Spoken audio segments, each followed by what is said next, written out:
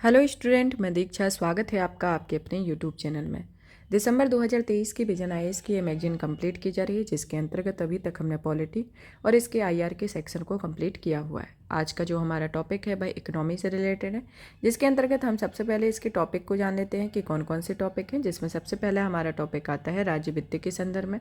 Next topic आता है विशेष आर्थिक क्षेत्र। तीसरा आता है प्रवासियों के वित्त का लाभ उठाना। चौथा आता है भारत में सड़क अवसंरचना, लीड्स रिपोर्ट 2023, स्वास्थ्य स्वयं सहायता समूह बैंक लिंकेज परियोजना, प्रधानमंत्री आवास योजना, अंतर्देशीय मत्स्यिकी। संक्षिप्त सुर्खियों के अंतर्गत आप तक का आता है राष्ट्रीय स्टार्टअप सलाहकार परिषद, सॉवरेन क्रेडिट रेटिंग प्रक्रिया में सुधार, भारत सरकार की ऋण सुविधाएं, केंद्रीय वस्तु एवं कर विधेयक 2023, भारतीय रिजर्व बैंक में कई नीतिगत उपाय।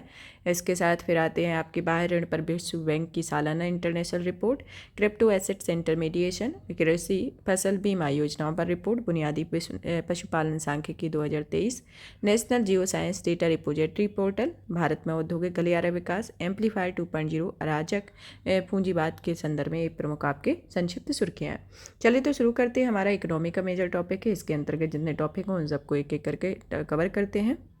इसका पहला टॉपिक आता है राज्य वित्त के बारे में या स्टेट फाइनेंस के बारे में। स्टेट फाइनेंस को जानने के पहले कुछ अर्थव्यवस्था से संबंधित कुछ शब्दावलियों की परिभाषा को जान लेते हैं कि सकल राजकोषीय घाटा होता क्या है या ग्रॉस फिस्कल डेफिसिट क्या है। Gross fiscal deficit equal to कुल व्यय माइनस राजस्व प्राप्तियाँ प्लस गैर ऋण पूंजीगत प्राप्तियाँ होती हैं। तो इस तरीके से होता है। और ऐसी पूंजीगत प्राप्तियाँ जिनसे ऋण संबंधी कोई देनदारी जुड़ी नहीं होती उन्हें गैर ऋण पूंजीगत प्राप्तियाँ कहा जाता है। इस तरह की पूंजीगत प्राप्तियों को कोई उधारी नहीं होती है, इसलिए इनसे कोई ऋण में कोई वृद्धि नहीं होती है। जैसे उदाहरण के लिए दिए गए ऋण की रिकवरी से प्राप्त पूंजी किसी पीएसयू को बेचने से प्राप्त पैसा इत्यादि होता है।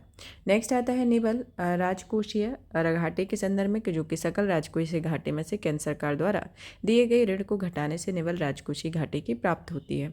कर उछाल के संदर्भ में देखा जाए तो कर ब्यूरोक्रेसी में कि जब जीडीपी में 1% की वृद्धि होने से कर राजस्व में भी 1% की वृद्धि अधिक होती है तो उसे कर उछाल या ब्यूरोएंसी कर टैक्स ब्यूरोएंसी कहा जाता है। तो ये प्रमुख शब्दावलियां हैं। चलिए तो जानते हैं सबसे पहले इसके राज्य वित्त के बारे में कि सुर्खियों में क्यों रहा है कि हाल ही में भारतीय रिजर्व बैंक ने राज्य वित्त 2023-24 के बजट का अध्ययन किया हुआ है, जिसके नाम से एक शीर्षक रिपोर्ट जारी की गई है, जिसकी थीम रही है भारतीय राज्यों की राजस्व डायनामिक्स और राजकोषीय क्षमता का होना। रिपोर्ट के मुख्य बिंदुओं पर नजर डाली गई, जिसके अंतर्गत पहला आता है कि विवेकपूर्ण राजकोषीय प्रबंधन। सकल घरेलू उत्पाद की तुलना में राज्यों के सकल राजकोषीय घाटा अनुपात में गिरावट आई है। यह अनुपात 2020-21 में 4.1% से जो कि कम होकर 2021-22 में 2.8% हो गया। इस गिरावट की मुख्य वजहों में देखा जाए तो यह राजस्व व्यय में कमी, राजस्व संग्रह में वृद्धि को देखा गया। नेक्स्ट आता है पूंजीगत परिव्यय में वृद्धि के संदर्भ में बजटीय अनुमान के अनुसार 2023 से 24 में पूंजीगत परिव्यय आपका 42.6% की वृद्धि के साथ यह जीडीपी में 2.9% के बराबर है। और पूंजीगत परिव्यय के तहत एसेट्स के सृजन में व्यय किया जाता है और इस तरह से व्यय में आर्थिक उत्पादन के कई गुना प्रभाव पड़ता है। राज्यों की कुल बकाया देनदारियों के संदर्भ में देखा जाए तो यह राज्यों को ऋण जीडीपी अनुपात मार्च 2023 के अंत तक कम होकर 27.5% रह गया और मार्च 2021 के अंत तक यह 30% था। राजस्व सुधारों यानी कि राजस्व संग्रह और राजस्व व्यय में सुधारों से इस कमी में मुख्य भूमिका निभाई गई है। हालांकि रिपोर्ट में इस बात की भी आशंका व्यक्त की गई है कि कई राज्यों की बकाया देनदारियां और जीएसडीपी की तुलना में 30% से अधिक रह सकती हैं। केंद्र द्वारा राज्यों को पूंजीगत व्यय की 50% ब्याज मुक्त ऋण की सुविधा देने से राज्यों पर ऋण के ब्याज भुगतान के बोझ को कम करने में भी मदद मिली हुई है। नेक्स्ट आता है निवल बाजारी उधारी के संदर्भ में, जो कि निवल बाजारी उधारी पर राज्यों की निर्भरता पहले काफ़ी बढ़ गई थी और 2019-20 में यह जीएफडी का 90% थी, जो कि घटकर 2023-24 के अनुमान के अनुसार जीएफडी का 76% हो गई है। और केंद्र द्वारा राज्यों को दिए जाने वाले ऋण की मात्रा में वृद्धि किए जाने से राज्यों की निवल बाजार उधारी पर भी निर्भरता में कमी आई हुई है। नेक्स्ट आता है इसके अंतर्गत कि कर संग्रह में उछाल के संदर्भ में वस्तु एवं सेवा कर के लागू होने से कर उछाल में वृद्धि देखी गई है, जो कि जीएसटी के लागू होने से अर्थव्यवस्था की अधिक औपचारीकरण हुआ है और अर्थव्यवस्था का औपचारीकरण कर आधार को बढ़ाने के लिए जरूरी है, जिसमें जीडीपी में वृद्धि के अनुपात में कर संग्रह में वृद्धि को टैक्स वोयेंसी या कर उछाल कहते हैं। वो कर वोयेंसू के एक होने से आशय होता है कि जीडीपी में अतिरिक्त 1% की वृद्धि दर से कर राजस्व में भी 1% की वृद्धि होती है। इससे कर जीडीपी अनुपात में बदलाव नहीं होता है। वहीं जब टैक्स बॉयंसी 1 से अधिक रहती है तो कर संग्रह में 1% से अधिक वृद्धि दर्ज की जाती है। प्रतिबद्ध व्यय के संदर्भ में देखा जाए तो इसमें ब्याज भुगतान, प्रशासनिक सेवाएं और पेंशन शामिल होती हैं, जो कि इसके जीडीपी के 4.5% रहने का अनुमान होता है। इसके संदर्भ में आता है। अब चलिए जान लेते हैं एन के सिंह की समिति की सिफारिशों के संदर्भ में कि केंद्र और राज्यों का संयुक्त ऋण जीडीपी अनुपात 2023 का कम करके 60% किया जाना चाहिए। केंद्र में 40% और राज्यों के लिए 20% की सीमा निर्धारित की गई है। समिति ने एस्केप क्लॉज का प्रावधान करने का भी सुझाव दिया गया है, जिसके तहत राष्ट्रीय सुरक्षा, युद्ध, आपदा जैसी विशेष परिस्थितियों में राजकोषीय लक्ष्यों जिसमें राजकोषीय घाटा राजस्व में छूट दी जाती है। इसके संदर्भ में आता है गैर कर राजस्व के मुख्य स्रोतों के संदर्भ में जान लेते हैं, जैसे खनिज, प्राकृतिक स्रोतों को लीज कर देना या उनकी बिक्री करना, सरकार द्वारा उपलब्ध कराई जाने वाली आर्थिक सामाजिक सेवाओं जैसे सिंचाई, बिजली, स्वास्थ्य देखभाल, शिक्षा, वानिकी और वन्य जीवन संरक्षण के बदले वसूला जैसी सेवा जाने वाला उपयोगकर्ता शुल्क होगा। लॉटरी आती है। सार्वजनिक क्षेत्र के उपक्रमों और स्थानीय निकायों जैसे संस्थाओं को दिए गए ब्याज की प्राप्तियां इसके अंतर्गत आता है। नेक्स्ट आता है राज्य वित्त से संबंधित चिंताओं के संदर्भ में देख जाए तो इसमें पहले नंबर पर आता है गैर कर राजस्व संग्रह को कम करना, कि भारत में पिछले 10 वर्षों में जीडीपी की तुलना में गैर कर राजस्व का संग्रह अनुपात लगभग 1% रहा है, जिसमें सिंगापुर, मिस्र, ईरान जैसे देशों में यह अनुपात 10% या उससे अधिक रहा है। दूसरा आता है विकास संबंधी व्यय में कमी को देखा जाए तो शिक्षा, खेल, कला, संस्कृति, प्राकृतिक आपदाओं के कारण शहरी विकास, कृषि एवं संबद्ध गतिविधियों में ग्रामीण विकास के लिए बजट आवंटन में कमी आई है। पुरानी पेंशन योजना के संदर्भ में देखा जाए तो यह रिपोर्ट में इस बात का उल्लेख किया गया है कि कई राज्य सरकारें मौजूदा एनपीएस को छोड़कर ओपीएस को फिर से अपना रहे हैं। इससे राज्यों पर वित्तीय बोझ बढ़ेगा और विकास को बढ़ावा देने में पूंजीगत व्यय की उनकी क्षमता में कमी आएगी। यदि सभी राज्य सरकारें एनपीएस को छोड़कर ओपीएस को अपनाती हैं तो उनका सामूहिक राजकोषीय बोझ एनपीएस के मुकाबले 4.5 गुना बढ़ सकता है। अनिश्चित राजकोषीय स्थिति को देखा जाए तो नॉन मेरिट गुड्स और सेवाओं, सब्सिडी, ट्रांसफर और गारंटी के लिए किसी भी प्रकार के अतिरिक्त आवंटन से राज्यों की राजकोषीय स्थिति पर बोझ बढ़ता है। इससे पिछले 2 वर्षों में राजकोषीय सुधारों पर पानी फिर सकता है। चलिए तो जानते हैं राज्य वित्त से सुधार हेतु सुझाव दिए गए हैं उसके संदर्भ में, कि पहला आता है कि गैर कर राजस्व में वृद्धि का होना। यह वृद्धि निम्नलिखित तरीकों से की जाती है। पहला आता है बिजली, पानी और अन्य सार्वजनिक सेवाओं पर उपयोगकर्ता का शुल्क बढ़ाकर। दूसरा आता है खनन, एसेट्स, मुद्रीकरण आदि पर रॉयल्टी और प्रीमियम को बढ़ाकर।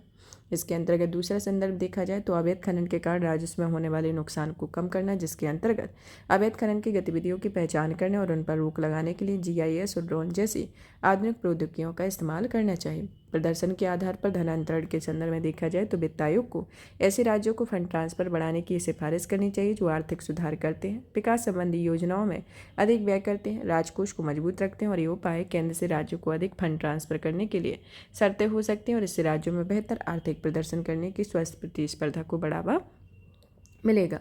नेक्स्ट आता है राज्यों की राजकोषीय स्थिति के बारे में। राज्यों की राजकोषीय स्थिति के संदर्भ में देखा जाए तो राजकोषीय क्षमता से आशय राज्य सरकार की खुद के स्रोत से राजस्व प्राप्तियों के जरिए अपने खर्च को पूरा करने की क्षमता से होता है। वर्तमान में राज्य अपने राजस्व व्यय का केवल 58% अपने राजस्व स्रोतों से वित्त पोषित करता है। राजकोषीय क्षमता को बढ़ाने के प्रमुख कारकों के संदर्भ में आता है कि जीएसडीपी में कृषि क्षेत्र की हिस्सेदारी का कम होना, प्रति व्यक्ति आय का अधिक होना, उच्च शिक्षा स्तर होना, मुद्रास्फीति दर का कम होना, भ्रष्टाचार कम होना, शैडो या समानांतर अर्थव्यवस्था का प्रभाव अधिक नहीं होना, इसके संदर्भ में राज्यों में राजकोषीय क्षमता के संदर्भ में आता है। नेक्स्ट आता है आपका वर्तमान में राजस्व घाटा अनुदान एवं उन राज्यों को दिया जाता है जिनका राजस्व घाटा केंद्र सरकार द्वारा कर राजस्व या अंतरण या ट्रांसफर के बाद अधिक बना रहता है। राजकोषीय क्षमता में वृद्धि के संदर्भ में देखा जाए तो लोगों तक सामाजिक, आर्थिक, सामान्य सेवाओं को निरंतर और दक्षतापूर्वक पहुँचाने के लिए तथा भौतिक एवं मानव पूंजी की गुणवत्ता को अपग्रेड करने के लिए राज्यों की व्यय करने की क्षमता को बढ़ाने की आवश्यकता होती है। दक्ष प्रशासन सुनिश्चित करने के लिए धनांतरण को व्यवस्थित करना, जिसमें सरकार के वित्तीय संसाधनों के प्रभावी तरीके से उपयोग करने और भुगतान संबंधी दायित्वों के समय पर पूरा करने के लिए दक्ष बैंकिंग व्यवस्था और नकदी प्रबंधन की व्यवस्थाएं आवश्यक होती हैं। बैंकिंग व्यवस्था के साथ सही से सामंजस्य नहीं होने के कारण राजस्व संग्रह और व्यय करने वाली एजेंसियों के अपने अपने कई खाते मौजूद होते हैं, जिससे नकदी दक्षतापूर्वक प्रबंधन नहीं हो पा रहा है। जलवायु कार्रवाई के वित्त पोषण के संदर्भ में देखा जाए तो यह केंद्र सरकार की उन राज्यों को प्रदर्शन आधारित आर्थिक प्रोत्साहन दे सकती है जो जलवायु परिवर्तन से जुड़े लक्ष्यों की दिशा को बेहतर प्रदर्शन करते हों। नेक्स्ट आता है विशेष आर्थिक क्षेत्र के संदर्भ में। विशेष आर्थिक क्षेत्र के संदर्भ में सबसे पहले आता है कि यह सुर्खियों में क्यों रहा है, कि हाल ही में वाणिज्य उद्योग मंत्रालय में विशेष आर्थिक क्षेत्र 5वां संशोधन अधिनियम 2023 को अधिसूचित किया है। ये नियम सेज अधिनियम 2005 की धारा 55 के अधीन लाए गए शक्तियों के प्रयोग को अधिसूचित करते हैं। इससे संबंधित इसके सबसे पहले सेज के उद्देश्य को देख लेते हैं, जिसका पहला उद्देश्य आता है अतिरिक्त आर्थिक गतिविधियों को बढ़ावा देना, वस्तुएं एवं सेवाओं के निर्यात को बढ़ावा देना, घरेलू एवं विदेशी स्रोतों से निवेश को बढ़ावा देना, रोजगार के नव अवसर पैदा करना और अवसंरचनात्मक सुविधाओं का विकास करना है। इसके संदर्भ में इसके प्रमुख उद्देश्य हैं। अन्य संबंधित तथ्यों के संदर्भ में देखा जाए तो सेज का जो 5वां संशोधन अधिनियम 2023 के जरिए सेज नियम 2006 में संशोधन किए गए हैं, उससे संशोधन नियम सूचना प्रौद्योगिकी या सूचना प्रौद्योगिकी सक्षम सेवाओं वाले सेज में बिल्ट अप एरिया के एक हिस्से को नॉन प्रोसेसिंग एरिया घोषित किया जा सकता है। हालांकि इसके लिए शर्त यह होगी कि ऐसे क्षेत्र जो कर की रियायतें मिली हुई हैं उनका पुनर्भुगतान करना होगा। सेज में उपस्थित प्रोसेसिंग एरिया में वस्तुओं का उत्पादन या सेवा करने के संबंधी कार्य किए जाते हैं, वहीं नॉन प्रोसेसिंग एरिया में सहायक अवसंरचना उपलब्ध कराई जाती है। जिन सेज में नॉन प्रोसेसिंग एरिया घोषित करने के बाद बचा हुआ प्रोसेसिंग एरिया कुल सेज एरिया के 50% से कम या तय क्षेत्र से कम हो जाता है, उसे नॉन प्रोसेसिंग एरिया नहीं बनाया जाता है। आईटी या ITES गतिविधियों वाले सेज में नॉन प्रोसेसिंग एरिया में संचालित व्यावसायिक गतिविधियों को सेज यूनिट्स के समान कोई अधिकार या अन्य सुविधाओं का लाभ नहीं दिया जाता है।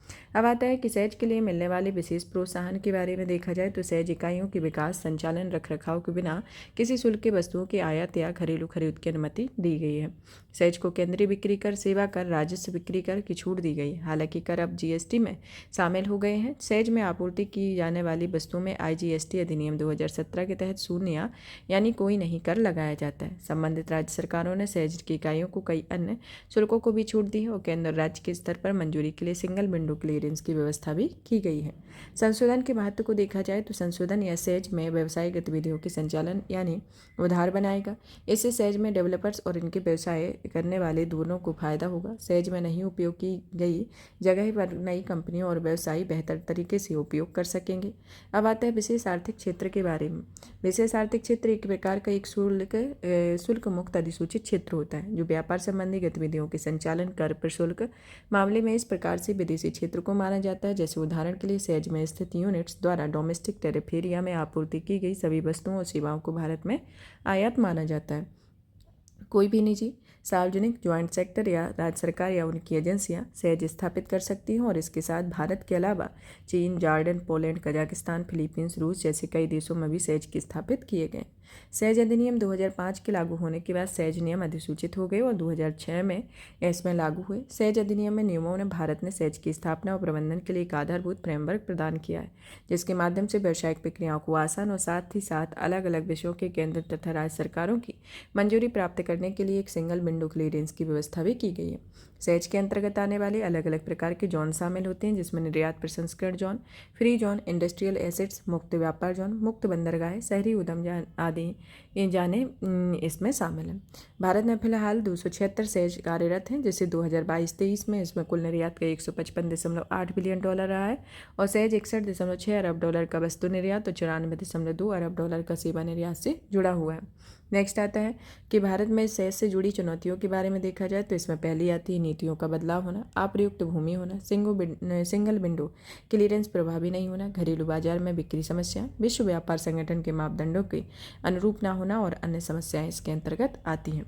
चलिए तो जान लेते हैं इसके संदर्भ में भारत और चीन के संदर्भ में सेज की तुलना को देखते हैं कि इसके आकार को देखा जाए तो चीन में स्थापित ज़्यादातर सेज बड़े आकार के होते हैं। ये सैकड़ों हेक्टेयर जमीन पर बने होते हैं और भारत में सेज की स्थापना चीन के सेज की जितनी जमीन के आवंटित नहीं की जाती है। अवस्थिति को देखा जाए तो चीन के ज़्यादातर सेज तटीय क्षेत्रों और हांगकांग जैसे व्यापार सुगम स्थानों पर अवस्थित होते हैं और इसमें आयात निर्यात करने में आसानी होती है। भारत में सेज के निर्माण में प्रायः इस प्रकार की व्यवस्था पर ध्यान नहीं रखा जाता है। श्रम कानून के संदर्भ में देखा जाए तो चीन के सेज में विदेशी कंपनियों को भारत की तुलना में कम कड़ी का श्रम कानूनों को पालन करना पड़ता है।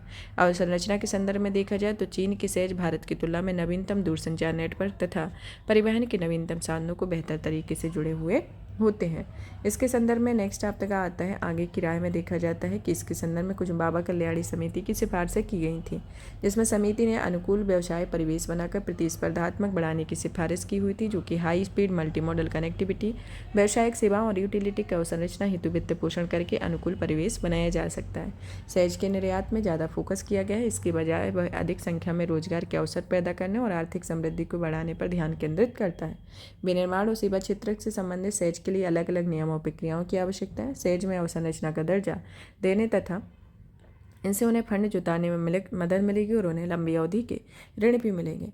नेक्स्ट आता है इसके संदर्भ में कि सहज में व्यवसाय करने के लिए इकाइयों पर निर्यात करने की बाध्यता समाप्त करनी होगी तथा प्रशुल्क घरेलू प्रशुल्क क्षेत्रों के अपने उत्पादों एवं सेवाओं की बिक्री की अनुमति देनी चाहिए। सहज को आवंटित भूमि को पूरा करने का उपयोग करने के लिए उपाय की जरूरत है, जिसमें भूमि उपयोग से संबंधित उदार नियम, औद्योगिक एनक्लेव विकसित करने के लिए क्षेत्रक विशेष का चयन जैसी बाध्यताएं दूर करना शामिल होता है। और सहज तटीय आर्थिक क्षेत्र, दिल्ली मुंबई गलियारे जैसे आर्थिक क्षेत्रों की वर्गीकरण मौजूदा मॉडल में व्यवहारिक बनाने की जरूरत होती है। सहज नीति के साथ पीएलआई योजनाओं का एकीकरण करने में भारतीय अर्थव्यवस्था के औद्योगिकरण प्रक्रिया में भी तेजी लाई जा सकती है। नेक्स्ट आता है कि प्रवासियों के वित्त पोषण का लाभ उठाना के वित्त के संदर्भ में देखा जाए तो हाल ही में विश्व बैंक ने माइग्रेशन एंड डेवलपमेंट ब्रीफ निजी पूंजी जुटाने के लिए प्रवासियों के वित्त का लाभ उठाना शीर्षक से एक रिपोर्ट प्रकाशित की है। इस रिपोर्ट के मुख्य बिंदुओं पर नजर डालें तो पहला आता है वैश्विक रेमिटेंस या विप्रेषण के संदर्भ में। चलिए तो जान लेते हैं कि विप्रेषण होता क्या है। विप्रेषण का सबसे बड़ा स्रोत आपका संयुक्त राज्य अमेरिका और उसके बाद सऊदी अरब आता है, और इसमें सबसे अधिक जो रेमिटेंस प्राप्त करने के आदेश होता है उसमें भारत का है, फिर मैक्सिको और चीन का स्थान है। और रेमिटेंस में जो उच्चतम वृद्धि है वह लैटिन अमेरिका और कैरिबियन देश के अंतर्गत आती है। विप्रेषण के संदर्भ में 2023 में विश्व में रेमिटेंस के रूप में $860 बिलियन भेजे जाने का अनुमान है और 2022 में यह 3% था। फिर आता है कि निम्न और मध्यम आय वाले देशों में रेमिटेंस को देखा जाए तो 2023 में LMIC को रेमिटेंस के रूप में $659 बिलियन प्राप्त होने का अनुमान है, जो 2022 की तुलना में 3.8% से अधिक है। 2023 में भी यह LMIC और प्रत्यक्ष विदेशी निवेश व आधिकारिक विकास सहायता की तुलना में रेमिटेंस विदेशी स्रोतों से वित्तीय प्राप्ति का मुख्य स्रोत रहा है। 2024 में सभी LMIC में दक्षिण एशिया में रेमिटेंस के सर्वाधिक वृद्धि होने का अनुमान लगाया और इस अनुमानित वृद्धि के कारण भारत में अधिक रेमिटेंस प्राप्त होना है।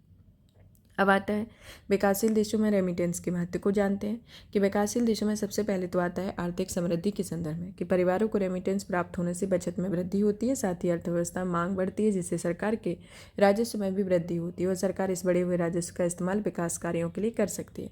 राजकोषीय घाटे के वित्त पोषण के संदर्भ में देखा जाए कि जो विकासशील देश अंतर्राष्ट्रीय पूंजी बाजारों में पूंजी नहीं प्राप्त करते उनके लिए रेमिटेंस विदेशी स्रोत से पूंजी जुटाने का एक मुख्य स्रोत होता है। अंतर्राष्ट्रीय स्रोतों के आधार पर देखा जाए तो विकासशील देश अंतर्राष्ट्रीय स्रोतों से उधार देते समय भविष्य में प्राप्त होने वाले रेमिटेंस को जमानत के रूप में इस्तेमाल करते हैं। वित्त का संधारणीय स्रोत के संदर्भ में देखा जाए तो रेमिटेंस निरंतर प्राप्त होता रहता है, जहां तक कि रेमिटेंस प्राप्त करने वाला देश की आर्थिक मंदी के चक्र के दौरान भी अपने चक्र में जारी रखने या बढ़ाने की कर कटौती को मदद करता है। इस तरह से यह आर्थिक गिरावट के दौरान भी काउंटर साइक्लिंग राजकोषीय उपाय करने के लिए प्रेरित करता है।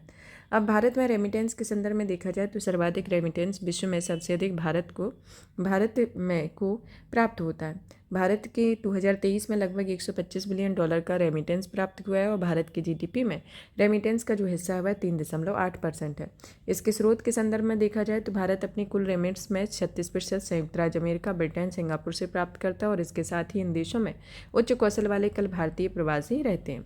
संयुक्त राज्य अमेरिका भारत में रेमिटेंस का सबसे बड़ा स्रोत है। इसके बाद आपका इसके बाद आता है सऊदी अरब के अरब अमीरात और फिर इसके बाद भारत में कुल रेमिटेंस का 18% योगदान इसके अंतर्गत आता है। यूएई से आता है। रेमिटेंस में वृद्धि के उत्तरदायी कारकों को देखा जाए तो पहले नंबर पर संयुक्त राज्य अमेरिका में श्रम बाजार में मांग की तुलना में उच्च कौशल वाले लोगों की उपलब्धता हमेशा कम रही है और यूरोप में रोजगार दर उच्च वृद्धि दर से स्पष्ट होती है, जो कि कर्मियों के पास रोके रखने में कार्यक्रमों को अधिक लाभ उठाया जा सकता है। इसके संदर्भ में आता है।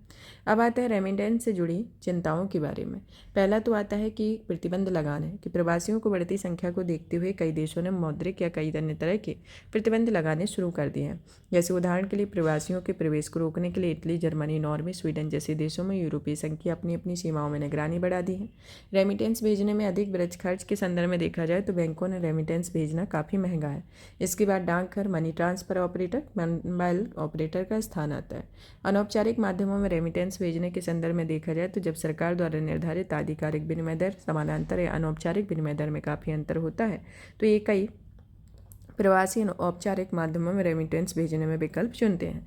या इसके संदर्भ में देखें कि भीम यूपीआई क्यूआर के जरिए सिंगापुर, संयुक्त अरब अमीरात, मॉरिशस, नेपाल और भूटान में सीमा पर फंड ट्रांसफर करने की अनुमति प्राप्त हो गई है। तो अनुमति है, इसके संदर्भ में आप वहां पर यूपीआई क्यूआर कोड के थ्रू मनी ट्रांसफ़र कर सकते हैं।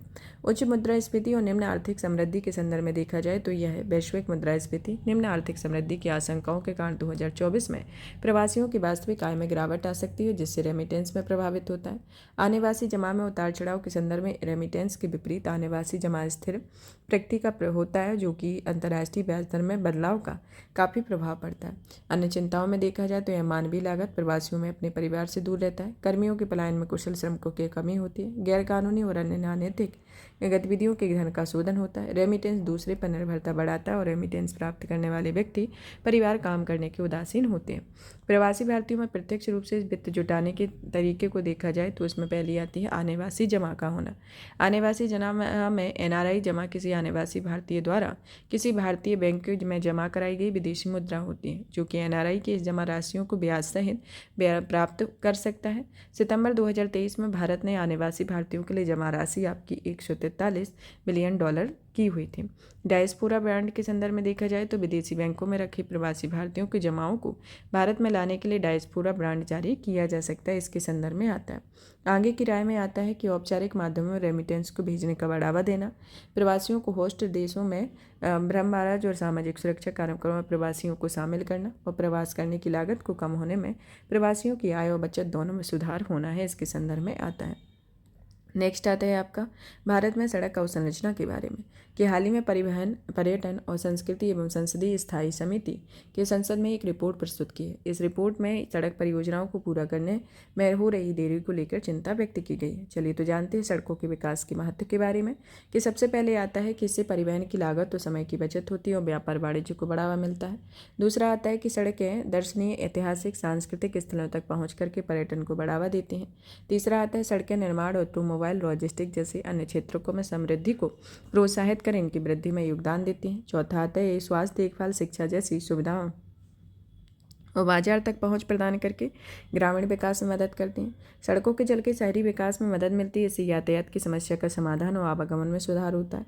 सड़क सुरक्षा में वृद्धि और दुर्घटनाओं में मौत तो कमी होती है। स्वच्छ हवा और स्वास्थ्यप्रद वातावरण के लिए सड़कों का निर्माण एक संधारणीय समाधान के संदर्भ में होता है, जो कि सड़कों के इम्पोर्टेंस को बताता है।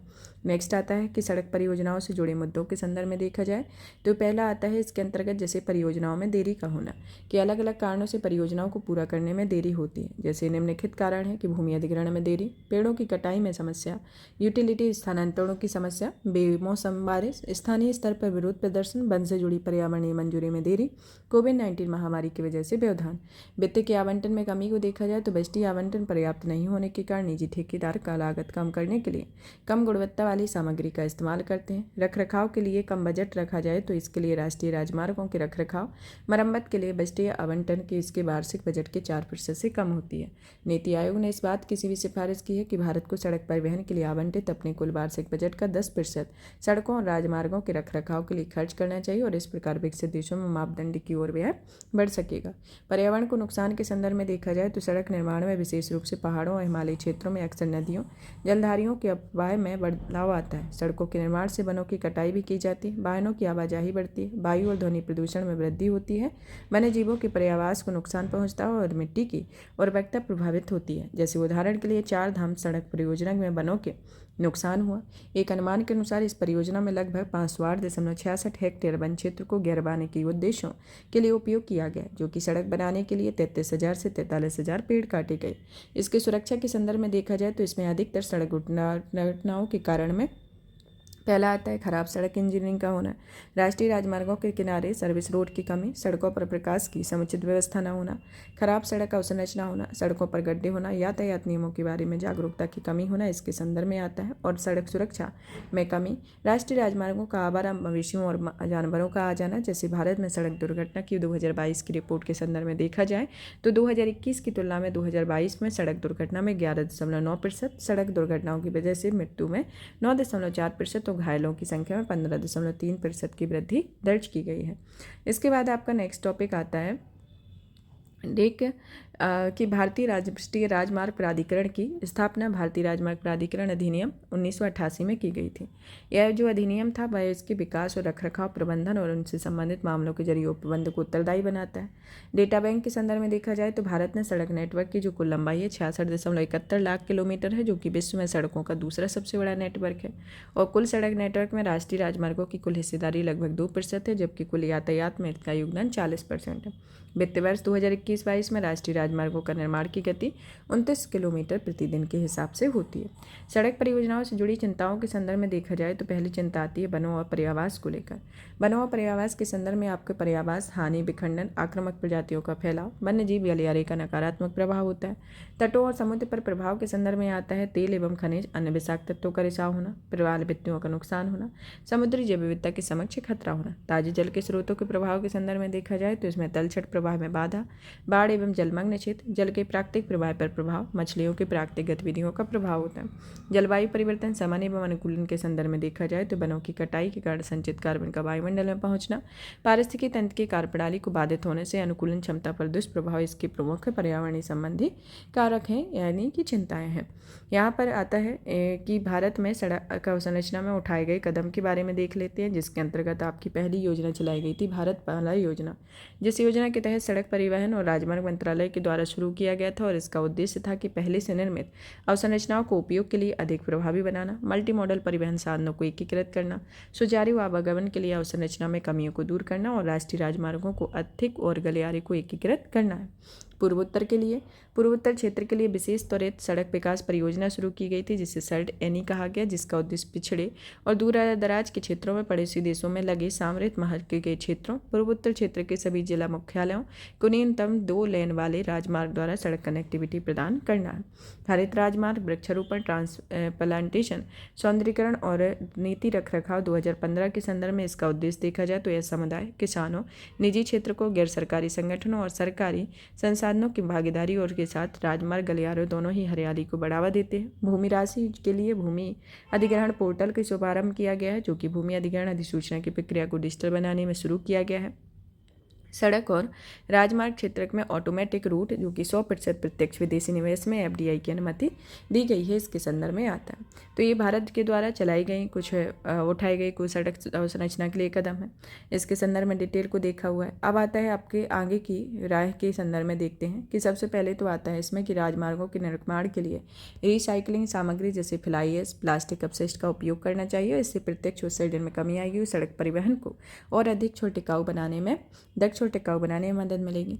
विवाद समाधान होगा। वाहनों के प्रकार जैसे दोपहिया, चौपहिया वाहनों के बजाय वजन के आधार पर टोल की वसूली होगी, जिससे ओवरलोडिंग की समस्या से निपटने में मदद मिलेगी। सड़कों पर वन्य जीवों, मवेशियों के आने से रोकना होगा। पर्यावरण प्रभाव को कम करना होगा। सर्विस रोड होगी, जिससे राष्ट्रीय राजमार्गों के साथ साथ सर्विस रोड बनाने के लिए एक बजटीय आवंटन किया जाएगा। इसके अलावा स्थानीय बाजारों के विकास में सर्विस रोड के अतिक्रमण को रोकने के लिए एक प्रभावी नीति बनाने की आवश्यकता होती है।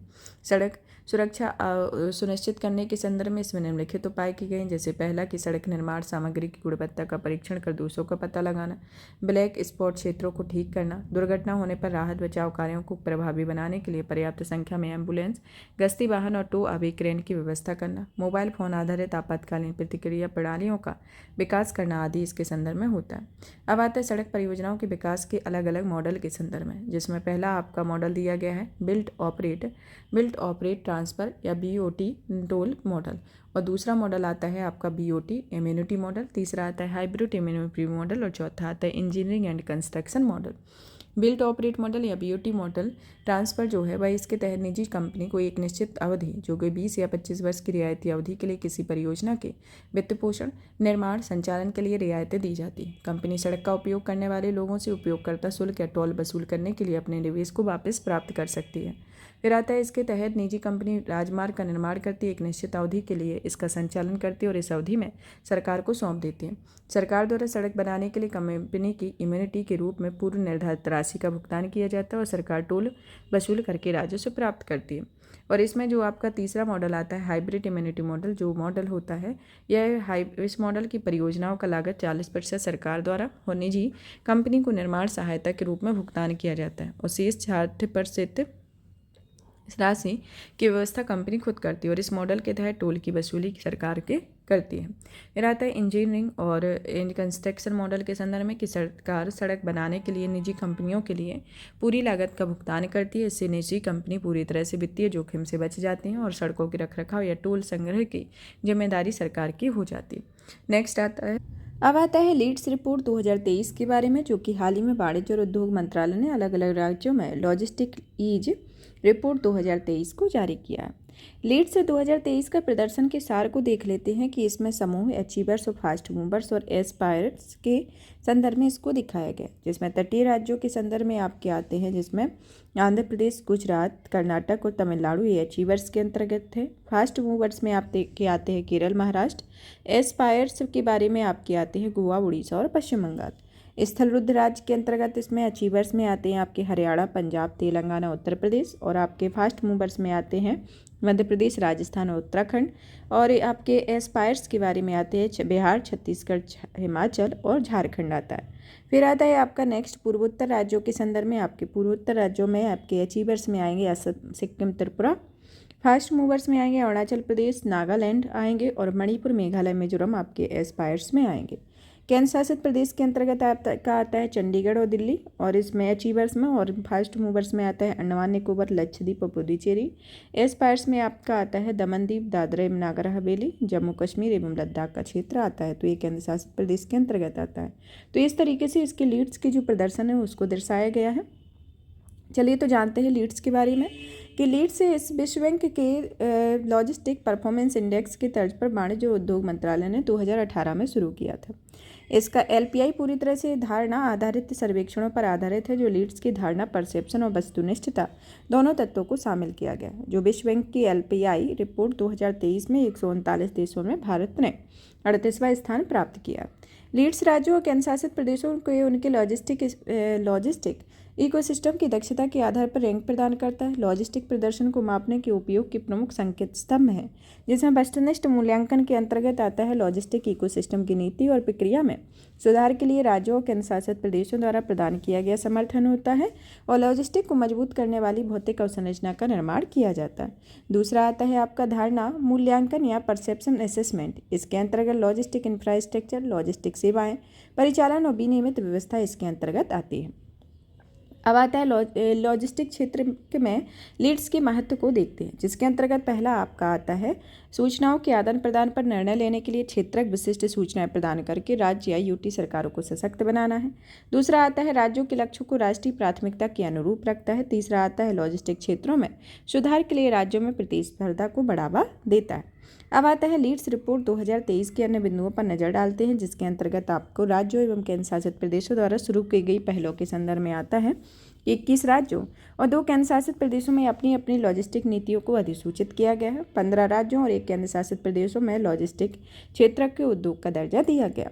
2014-15 के बाद से सड़कों और रेलवे ट्रैक की कुल लंबाई लगभग 21% और 9% रही है, जबकि वित्त वर्ष 2018 से वित्त वर्ष 2022 के बीच कंटेनर फ्रंट स्टेशनों की कुल संख्या 18% और अंतर्देशीय कंटेनर डिपो की संख्या 26% की वृद्धि देखी गई है।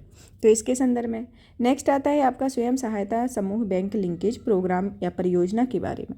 सुर्खियों में क्यों? केंद्रीय ग्रामीण विकास मंत्रालय ने स्वयं सहायता समूह बैंक लिंकेज प्रोग्राम के तहत वित्तीय वर्ष 2013-14 से नवंबर 2023 तक सेल्फ हेल्प ग्रुप को लगभग 7.68 लाख करोड़ रुपए बैंक का ऋण दिया जा चुका है। SHG बैंक लिंकेज परियोजना के बारे में जानें कि यह परियोजना बचत आधारित सूक्ष्म वित्त का एक मॉडल है जिसकी शुरुआत 1992 में नाबार्ड के द्वारा की गई थी। इस कार्यक्रम के तहत बैंकों को स्वयं सहायता समूहों के लिए रियायती ब्याज दर पर ऋण देने और बचत खाते खोलने हेतु अधिकृत किया जाता है। सेल्फ हेल्प ग्रुप पंजीकृत या बिना पंजीकरण वाले लघु अनौपचारिक समूह होते हैं और एक SHG में आमतौर पर बहुत कम आय वाले परिवारों से संबंध रखने वाले 15 से 20 महिलाएं सदस्य के रूप में शामिल होती हैं। इसके संदर्भ में आता है। चलिए तो जानते हैं स्वयं सहायता समूह बैंक लिंकेज परियोजना के महत्व के बारे में, जिसमें आपका पहला आता है वित्तीय समावेशन के संदर्भ में, जो कि 100 मिलियन परिवारों को कवर करती है। महिला सशक्तिकरण के संदर्भ में आपका आता है कि कुल सेल्फ हेल्प ग्रुप में 84% महिलाओं को सेल्फ हेल्प ग्रुप है। क्षमता निर्माण में आपका वित्तीय साक्षरता में प्रशिक्षण प्रदान कर रही है। गरीबी उन्मूलन के संदर्भ में द्वितीयक या अन्य गतिविधियों में आय के सृजन में मदद करती है। आय और बचत के संदर्भ में इसका क्रमशः 19% वृद्धि रखी गई है और कुल ऋण में अनौपचारिक क्षेत्र की ऋण की हिस्सेदारी में 20% की गिरावट देखी गई है। इसके संदर्भ में आता है। नेक्स्ट आता है आपका कि SHGBL के घटक के संदर्भ में देखा जाए तो यह सदस्यों को प्रशिक्षित करना और बैंक शाखा प्रबंधकों का साथ समन्वयक होता है। ग्रामीण बैंक शाखाओं में बैंक सखियों का प्रशिक्षण और पदस्थापन, ग्रामीण बैंक शाखाओं में समुदाय आधारित पुनर्भुगतान तंत्र आरंभ करना, SHG का क्रेडिट लिंकेज यानी बैंकों से ऋण मिलना इसके संदर्भ में आता है। SHGBL परियोजना के चरण के बारे में देखा जाए तो पहला चरण आता है इसमें 1990 से 2005 में, दूसरा आता है 2006 से 2012 और चरण तीसरा आता है 2012 से अब तक। 1990 से 2005 का जो चरण आता है उसमें नाबार्ड ने SHG बैंक लिंकेज प्रोग्राम में अग्रणी भूमिका निभाई है। RBI ने सर्कुलर जारी कर बैंकों को अनुमति दी है कि वे सेल्फ हेल्प ग्रुप को ऋण दे सके। हालांकि दिए जाने वाले ऋण मुख्य तौर पर सब्सिडी आधारित होते हैं।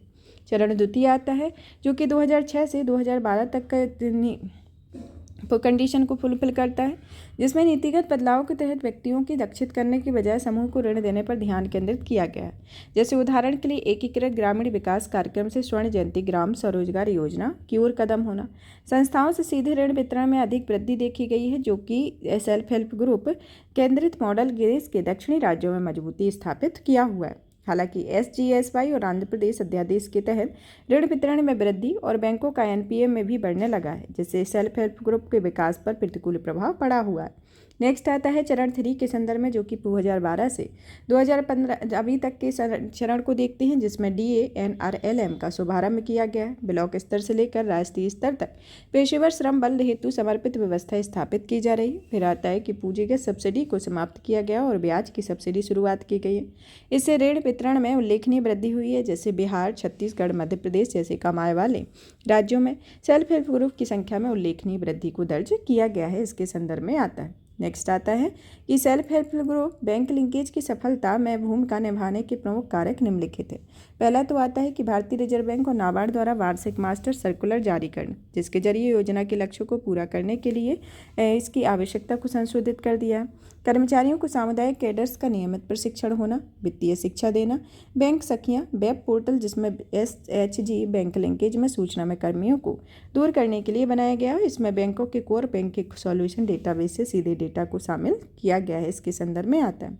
चुनौतियों के संदर्भ में देखा जाए तो इसमें पहली चुनौती आती है क्षमता निर्माण का अभाव होना। प्रति सेल्फ हेल्प ग्रुप सदस्य के लिए बैंक से कम ऋण मिलना, बार बार ऋण मिलने में परेशानी होना, ऋण चुकाने में जुड़ी चुनौतियाँ, क्षेत्रीय असंतुलन होता है।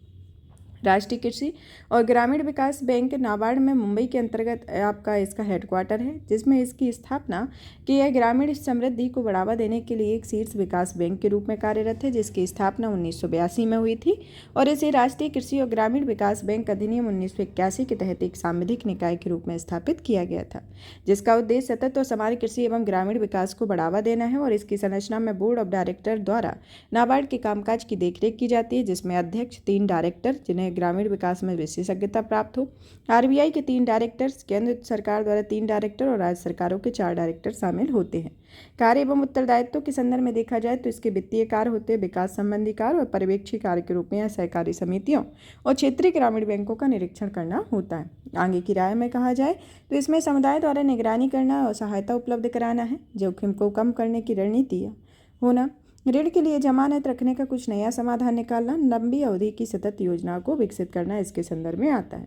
नेक्स्ट आता है आपका प्रधानमंत्री आवास योजना के संदर्भ में, जो कि शहरी है, जिसमें आवासन और शहरी मामलों की संसदीय स्थायी समिति ने केंद्र सरकार की सिफारिश पर PMAY के तहत बनने वाले घरों को तब तक पूरा किए नहीं माना जाएगा जब तक कि उसमें बुनियादी सुविधाएं जैसे शौचालय, जल आपूर्ति, बिजली और रसोई उपलब्ध नहीं कराई जाती हैं।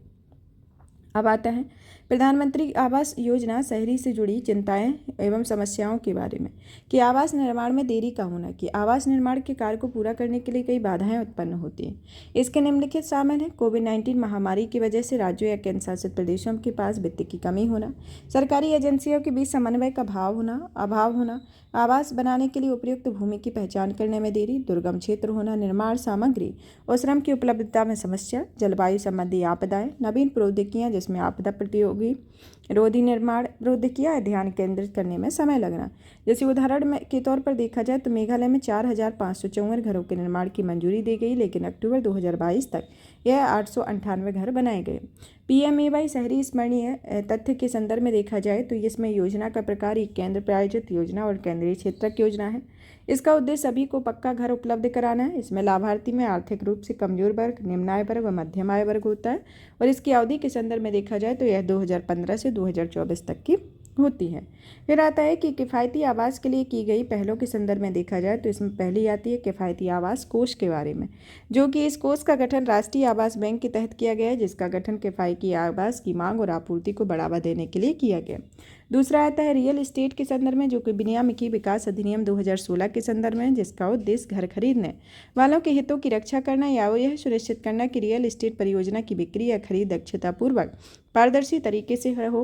मॉडल किराएदारी अधिनियम 2021 के तहत, मॉडल अधिनियम के तहत मकान मालिक को किराएदार को एक लिखित एग्रीमेंट पर हस्ताक्षर करने की आवश्यकता होती है, और इस एग्रीमेंट में किराया की किस्म, किराया की अवधि, अन्य सभी निर्धारित शर्तों का उल्लेख किया होता है। आगे की राय में देखा जाए तो इसमें पहला आता है कि आउटपुट के बजाय आउटकम पर ध्यान केंद्रित किया जाना चाहिए।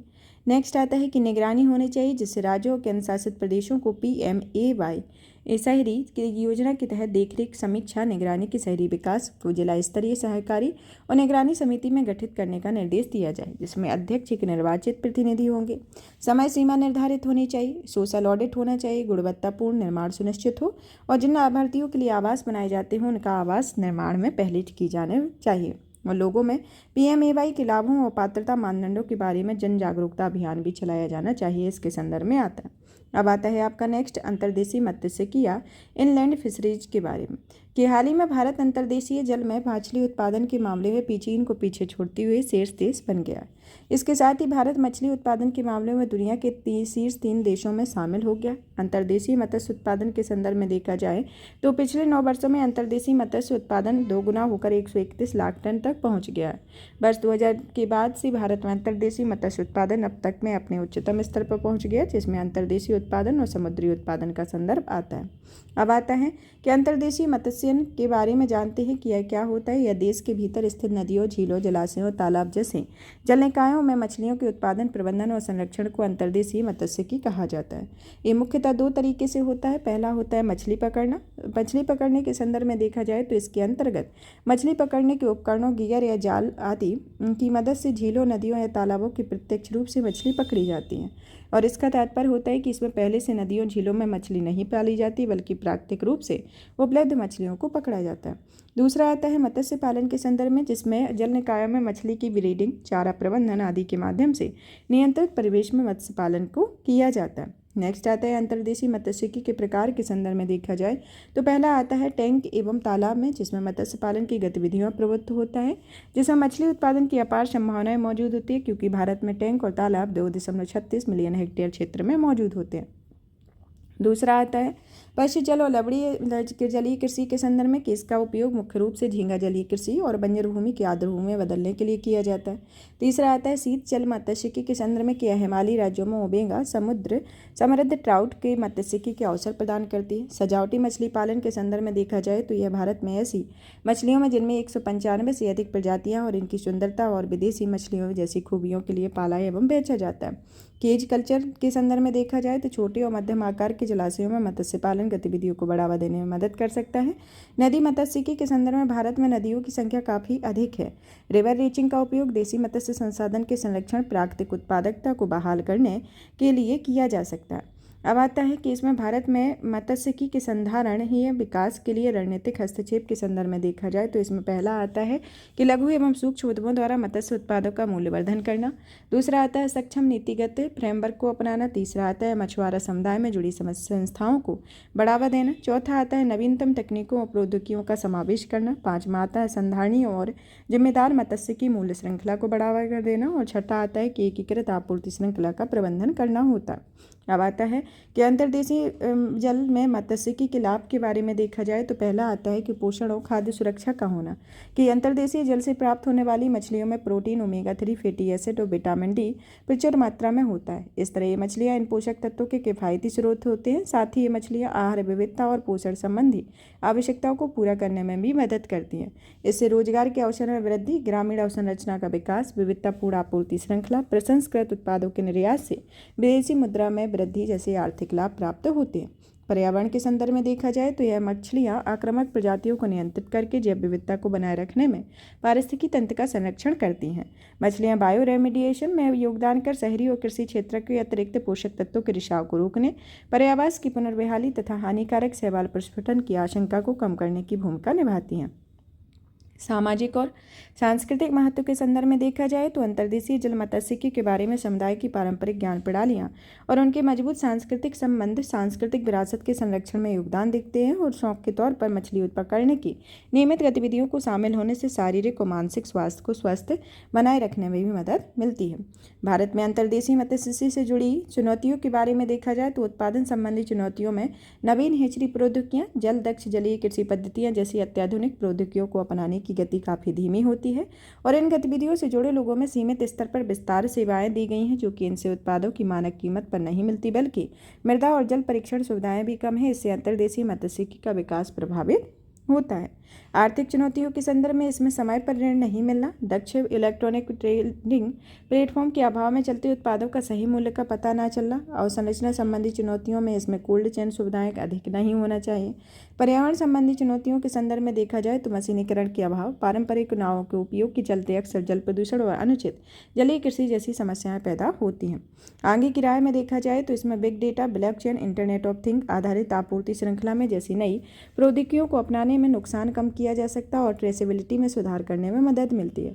निर्णय लेने की प्रक्रिया में मछुआरों, नावपालकों और सरकारी संगठनों को आदि को शामिल करने के लिए एक बहुहितधारक अप्रोच अपनाने की आवश्यकता है। और संधारणीय उत्तरदायी मत्स्य पालन को बढ़ावा देने के लिए जिम्मेदार मत्स्यिकी हेतु FAO आचार संहिता को भी अपनाना चाहिए। मत्स्य किसान उत्पादक संगठन मत्स्य पालन से जुड़े किसानों के समूह बनाने में मदद करता है और इसके अतिरिक्त FPO उत्पादों और सेवाओं की डिलीवरी, बाजार संपर्क आदि के लिए एक संस्थागत मंच के रूप में भी कार्य करता है। Food bar, cold storage unit, chiller box, ice factory जैसी अवसंरचना को विकास करने की आवश्यकता होती है, जिसमें लॉजिस्टिक समर्थन में सुधार के साथ उत्पाद की सेल्फ लाइफ बढ़ाने में मदद मिलेगी। नेक्स्ट आता है इस दिशा में उठाए गए कदम के बारे में आता है कि प्रधानमंत्री मत्स्य संपदा योजना के अंतर्गत इसमें मत्स्य पालन, पशुपालन, डेयरी मंत्रालय के तहत भारत में मत्स्य के क्षेत्र में समग्र विकास को सुनिश्चित करने का उद्देश्य शुरू किया गया। इसमें मछली उत्पादन, जलीय कृषि उत्पादकता, निर्यात आदि को बढ़ाने के उद्देश्य से जलीय कृषि अवसंरचना, कोल्ड स्टोरेज, मछली पर्यटन जैसी गतिविधियों का विकास शामिल है। आनुवांशिकी में सुधार हेतु सुविधा की आवश्यकता है, जिसमें स्थापना PMMSY के तहत की गई थी। इसका उद्देश्य झींगा पालन के लिए किसी एक मछली प्रजाति की निर्भरता को कम करना और आक्रामक झींगा प्रजातियों की बजाय देसी प्रजातियों के उत्पादन पर बल देना होता है। राष्ट्रीय मत्स्यिकी विकास बोर्ड के संदर्भ में देखा जाए तो इसका गठन केंद्रीय कृषि मंत्रालय के द्वारा किया जाता है और इसका उद्देश्य मछली उत्पादन बढ़ाने, एकीकृत तरीके से मत्स्य विकास के समन्वय स्थापित करता है। जलीय जीवों के रोगों के लिए राष्ट्रीय निगरानी कार्यक्रम के अंतर्गत इसका लक्ष्य जलीय कृषि में रोग निगरानी को ध्यान केंद्रित करना है। मत्स्य पालन और जलीय कृषि अवसंरचना विकास निधि के अंतर्गत इसकी स्थापना मत्स्य के क्षेत्र में संबंधित बुनियादी सुविधाओं के विकास के लिए रियायती वित्त प्रदान करने के लिए की गई है। किसान क्रेडिट कार्ड सुविधा के अंतर्गत इसमें लाभ मछुआरों को भी दिया जाता है, जिसके तहत मछुआरे मत्स्य व्यवसाय हेतु कार्यशील पूंजी प्राप्त कर सकते हैं। ई गोपाला ऐप के माध्यम से बाजार की जानकारी प्रदान करके बिचौलियों की भूमिका को समाप्त करके जलीय कृषि कार्य में शामिल किसानों की मदद करना शामिल होता है। अब आता है संक्षिप्त सुर्खियों के संदर्भ में, जिसमें पहली आती है राष्ट्रीय स्टार्टअप सलाहकार परिषद के बारे में। चलिए तो सबसे पहले जानते हैं कि राष्ट्रीय स्टार्टअप सलाहकार परिषद होती क्या है, जिसका गठन उद्योग संवर्धन और आंतरिक व्यापार विभाग ने 2020 में NSAC का गठन किया था। यह विभाग वाणिज्य और उद्योग मंत्रालय के तहत आता है। इसमें सौंपे गए कार्यों के अंतर्गत आता है कि इसका उद्देश्य नवाचार और स्टार्टअप को बढ़ावा देने के लिए सरकार को सलाह देना है, ताकि सतत आर्थिक विकास सुनिश्चित करते हुए रोजगार के व्यापक अवसर उत्पन्न किए जाए। संरचना के संदर्भ में देखा जाए तो यह केंद्रीय उद्योग वाणिज्य मंत्री द्वारा इसकी अध्यक्षता की जाती है और इससे संबंधित मंत्रालयों, विभागों और संगठनों के सदस्यों के साथ साथ गैर सरकारी सदस्य भी इसमें शामिल होता है। गैर सरकारी सदस्यों का चयन सफल स्टार्टअप्स के संस्थापकों तथा निवेशकों, इनक्यूबेटर्स और एक्सीलरेटर के हितों को प्रतिनिधित्व करने वाले व्यक्तियों आदि के बीच में किया जाता है, जिनका कार्यकाल 2 वर्ष से आगे आदेश तक होता है। मुख्य कार्यों के संदर्भ में देखा जाए तो NSAC की बैठक के नियमित रूप से आयोजित करती है, जिसके निम्नलिखित विषयों से संबंधित है। पहला आता है नागरिकों और छात्रों के बीच नवाचार की संस्कृति को बढ़ावा देना। दूसरा आता है भारतीय स्टार्टअप से निवेश के लिए वैश्विक पूंजी जुटाना। तीसरा आता है स्टार्टअप का नियंत्रण शुरुआती प्रोमोटर्स के पास बनाए रखना। और चौथा आता है भारतीय स्टार्टअप्स के वैश्विक बाजारों तक पहुँच सुनिश्चित करना आदि इसके अंतर्गत आता है। अब नेक्स्ट इसी के अंतर्गत आता है कि NSAC का जो 2 वर्ष का कार्यकाल पूरा होने पर केंद्र सरकार ने गैर सरकारी सदस्यों को मनोनीत किया है। इसकी प्रमुख उपलब्धियों के संदर्भ में देखा जाए तो इसके लिए एक निम्नलिखित कार्यक्रम को विकसित किया गया है, जिनकी शुरुआत की गई है, जिसमें मार्ग, नेशनल मेंटरशिप प्रोग्राम, नाविक ग्रेड चैलेंज को अपनाना, स्टार्टअप चैलेंज 2.0 आदि इसके अंतर्गत आता है। अब आता है स्टार्टअप को बढ़ाने के लिए की गई पहलों के बारे में, जिसके अंतर्गत भारत में स्टार्टअप संस्कृति को बढ़ावा देने के लिए स्टार्टअप इंडिया की शुरुआत की गई है। स्टार्टअप की फंडिंग संबंधी जरूरतों को पूरा करने के लिए स्टार्टअप योजना के तहत 10,000 करोड़ रुपए के साथ फंड ऑफ फंड का गठन किया गया है। स्टार्टअप के बौद्धिक संपदा अधिकारों की सुरक्षा और इसे बढ़ाने के लिए स्टार्टअप बौद्धिक संपदा संरक्षण की योजना की भी शुरुआत की गई। स्टार्टअप्स को सलाह देने के लिए मार्ग यानी mentorship, advisory, resilience and growth कार्यक्रम की शुरुआत की गई है, जो कि एक वर्चुअल प्लेटफॉर्म होता है।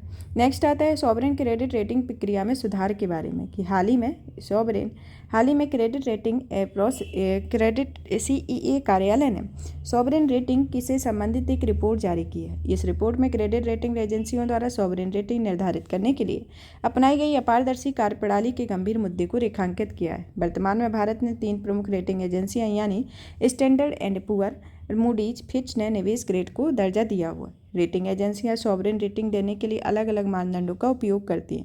इन मानदंडों में समृद्धि दर, राजनीतिक जोखिम, ऋण का बोझ, विनिमय दर व्यवस्था आदि शामिल होती है। अब आता है प्रकट की गई चिंताओं के बारे में, जिसके अंतर्गत पहली आती है कि रेटिंग पद्धति में विकासशील देशों को हानि पहुंचाती है। फिच की कार्यप्रणाली बैंकों के विदेशी स्वामित्व को अधिक महत्व देती है। इससे विकास में राज्य संचालित संस्थाओं में भूमिकाओं की अनदेखी होती है। एजेंसियों द्वारा इस तरह के आकलन शामिल किए जाते हैं जो कि अपारदर्शी तरीके से चयन किया गया हो। प्रत्येक मानदंड में निर्धारित भारांश का स्पष्टता का अभाव होता है। नेक्स्ट आता है आपका इसी के अंतर्गत कि भारत की क्रेडिट रेटिंग एजेंसियों के बारे में जानते हैं, जिसमें CRISIL, KRA, ICRA, Acuite rating, Brickwork rating, India rating and research private limited, Infomerics valuation and rating limited आता है। सॉवरेन रेटिंग के लिए अलग मानदंड दिए गए हैं। ऋण का बोझ होना, राजनीतिक जोखिम होना, समृद्धि दर और विनिमय कर व्यवस्था का होना इसके अंतर्गत आता है। अब आता है भारत सरकार की ऋण सुविधाओं के बारे में।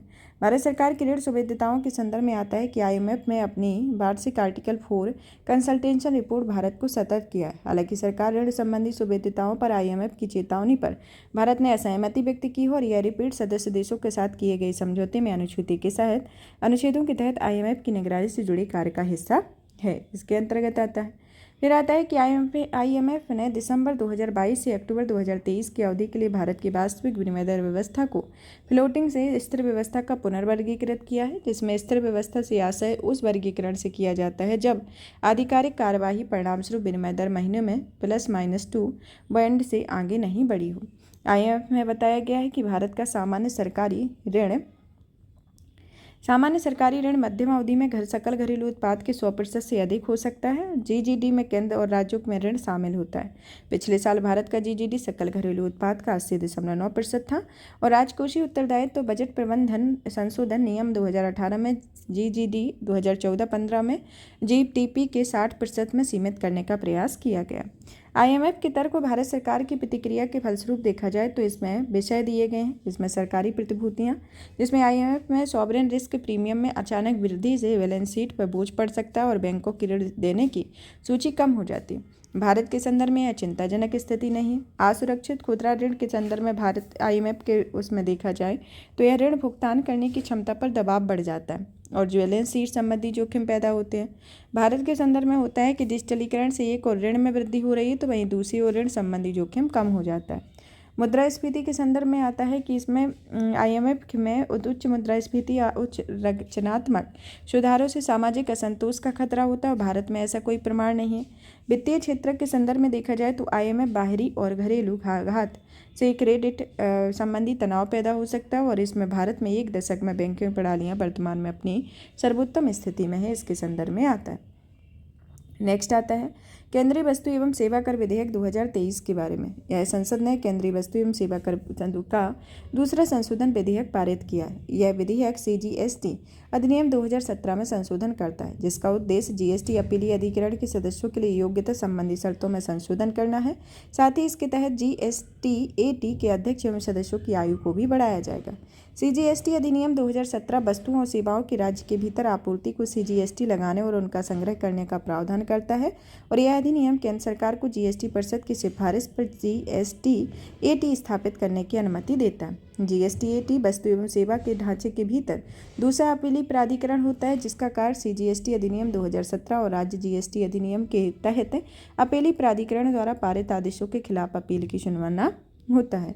CGSTAT की संरचना एक अध्यक्ष, एक न्यायिक सदस्य, 2 तकनीकी सदस्य होते हैं, जिसमें हाईकोर्ट का न्यायाधीश या 10 वर्ष की संयुक्त अवधि के लिए जिला न्यायाधीश या अतिरिक्त जिला न्यायाधीश के पद पर रहा व्यक्ति GSTAT के न्यायिक सदस्य बनने के लिए योग्यता होता है। ये विधेयक के तहत किए गए परिवर्तन के संदर्भ में देखा जाए तो GSTAT के सदस्यों के लिए योग्यता में बदलाव किया गया है। यह कम से कम 10 साल के अनुभव वाले अधिवक्ताओं को न्यायिक सदस्य के रूप में नियुक्त करने का प्रावधान करता है और उससे अप्रत्यक्ष कराधान से संबंधित मामलों की पर्याप्त अनुभव भी होना चाहिए। GSTAT के सदस्य एवं अध्यक्षों को नियुक्त होने के लिए न्यूनतम 50 वर्ष की आयु होती है और इसके अध्यक्ष के लिए अधिकतम आयु 67 से बढ़ाकर 70 और 65 से 67 वर्ष करने की सुविधा की गई है। अब आता है नेक्स्ट, भारतीय रिजर्व बैंक ने कई नीतिगत उपाय किए गए हैं, जिसमें हाल ही में विकासात्मक और बेनामी की नीतिगत उपाय किए गए। कुछ विशिष्ट श्रेणियों में यूनिफाइड पेमेंट बैंक के जरिए लेन देन की सीमा को बढ़ाया गया है, जिसके अंतर्गत अस्पतालों, शैक्षणिक संस्थानों को UPI से भुगतान करने की अधिकतम सीमा को प्रति भुगतान 1 लाख रुपये से बढ़ाकर 5 लाख रुपये किया गया है और अभी UPI में प्रति भुगतान लेन देन की अधिकतम सीमा 1 लाख रुपये। पूंजी बाजार, कलेक्शन, बीमा जैसी कुछ श्रेणियों के लिए प्रति भुगतान लेन देन 2 लाख रुपये कर दिया गया। फिनटेक रिपोजिटरी की स्थापना के संदर्भ में देखा जाए तो इस रिपोजिटरी की संचालन रिजर्व बैंक इनोवेशन हब द्वारा अप्रैल 2024 या उसके पहले का शुरू कर दिया था। ऋण संबंधी सेवाओं की वेब एग्रीगेशन के लिए नियामकी फ्रेमवर्क बनाया गया है, जो कि ऋण सेवा प्रदान करने में डिजिटल प्लेटफॉर्म के संचालन में पारदर्शिता बढ़ाएगा तथा वेब एग्रीगेशन के लिए एक इलेक्ट्रॉनिक प्लेटफॉर्म होगा, जो कि विविध ऋणदाताओं के लोन ऑफर उपलब्ध होंगे। जैसे कर्ज चाहने वाले के किसी व्यक्ति के लिए एक ही जगह विविध ऋणदाताओं के ऋण प्रस्ताव उपलब्ध होगा, साथ ही इसमें आसान शर्तों के बेहतर ऋण को प्रस्ताव को चुन सकेंगे। चलिए तो जानते हैं UPI के बारे में। UPI जो होता है एक त्वरित भुगतान प्रणाली होती है, जिसकी शुरुआत 2016 में हुई थी और इसका विकास राष्ट्रीय भुगतान निगम बैंक के द्वारा किया गया। यह लेन देन की सुरक्षा में UPI में 2 फैक्टर अथॉरिटी प्रक्रिया अपनाई गई है, जिसमें 40% से अधिक डिजिटल लेन देन के माध्यम से किए जाते हैं और हाल ही में यह UPI को भारत में फ्रांस, संयुक्त अरब अमीरात और श्रीलंका के साथ UPI भुगतान प्रणाली को लेकर समझौता किया गया। नेक्स्ट आता है बाह्य ऋण पर विश्व बैंक की सालाना इंटरनेशनल डेट रिपोर्ट 2023 के बारे में। यह विश्व बैंक के द्वारा यह डेट रिपोर्ट जारी की जाती है। इसमें 122 देशों के विदेशी ऋण के आंकड़ों का विश्लेषण किया गया। रिपोर्ट में की गई सिफारिशों के संदर्भ में देखा जाए तो पोर्टफोलियो विश्लेषण किया गया, जिसमें जोखिमों और लागतों की पहचान करने के लिए ऋण लिखतों की शर्तों के लिए बारीकी से जांच करना, ऋण पुनर्खरीद, ऋण विनिमय, डेट फॉर नेचर स्वैप के संदर्भ में इसमें कुछ सिफारिशें की गई हैं। रिपोर्ट के मुख्य बिंदुओं में आता है कि ऋण में ऐतिहासिक वृद्धि की गई है कि LMIC द्वारा सार्वजनिक रूप से गारंटी के ऋण भुगतान मूलधन प्लस ब्याज 2022 में 443.5 बिलियन अमेरिकी डॉलर रहा है और ऐसे कुल ऋणों में 1/3 से अधिक ऋणों पर परिवर्तन ब्याज दरें लागू होती है। इसमें अचानक वृद्धि या जोखिम उत्पन्न होता है। ऋण भुगतान करने में जुड़ी लागत आती है। अब आता है इसमें बाह्य ऋण के बारे में देखा जाए तो बाह्य ऋण से तात्पर्य उससे होता है कि जो देश के बाहर किसी स्रोत से उधार लिए गए धन से होता है, कि यह स्थानीय राजस्व में कमी की पूर्ति के लिए एक महत्वपूर्ण स्रोत है और इसका भुगतान उसी मुद्रा के द्वारा किया जाना हो चाहिए जिसमें उधार लिया गया हो। इससे विनिमय दर में उतार चढ़ाव के कारण ऋण जोखिम बढ़ जाता है, इसके संदर्भ में आता है। अब नेक्स्ट आता है क्रिप्टो एसेट इंटरमीडिएट्स के बारे में, इंटरमीडिएट्स के बारे में। वित्तीय स्थिरता के लिए मल्टीफंक्शनल क्रिप्टो एसेट्स इंटरमीडिएट्स की वित्तीय स्थिरता पर प्रभाव के शीर्षक से एक रिपोर्ट जारी की गई है। यह report MCI crypto assets ecosystem का अभिन्न हिस्सा है। Crypto assets ecosystem crypto currency, non fungible token इत्यादि से शामिल होता है, जिसमें क्रिप्टो एसेट्स मूल्य या अधिकार का डिजिटल रूप होता है। इसे ब्लॉकचेन जैसी विकेंद्रीकृत लेजर बही खाता तकनीक का उपयोग करके इलेक्ट्रॉनिक रूप से ट्रांसफर या उपयोग स्टोर किया जा सकता है।